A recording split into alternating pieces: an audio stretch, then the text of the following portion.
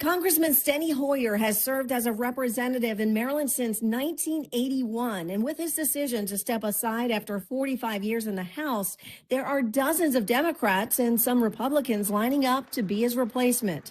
Niambi Carter is an associate professor at the School of Public Policy at the University of Maryland. Well, it seems like a day that would never come. Honestly, Steny Hoyer has been such a juggernaut of Maryland politics, certainly for most of my life. More than 30 people have filed to run. There are some notable names on the list. Maryland delegate Adrian Boafo has Hoyer's endorsement, but there are others vying for the job who have some name recognition. Prince George's County Council member Walla Blagay, former county executive Rashawn Baker, former U.S. Capitol Police officer Harry Dunn, who was on duty during the January 6th riots, Delegate Nicole Williams, and Reuben Collins II. He's president of the Charles County Board of County Commissioners. A lot of people have been chomping at the bit for this seat, and no one would run against Hoyer. So I think this is what happens when you don't really appoint a successor, and there's really not a very deep bench in some respects for a position like this. So with the field so crowded, how do candidates distinguish themselves from the rest of the pack?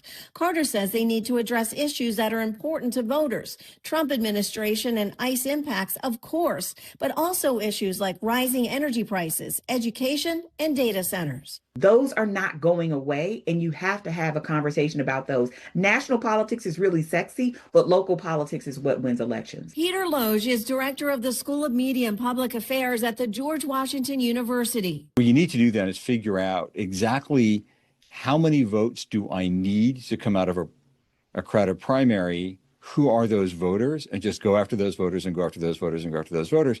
You don't have to worry about getting half the voters. You need to get enough voters. With the field of candidates set, Loge says they'll need to speak to voters where they are. We want to get a sense of authenticity. I want to know that you're an actual person who actually cares about other actual people. If you can demonstrate that, then you'll break through the noise. Darcy Spencer, News 4. The primary in Maryland will be held June 23rd.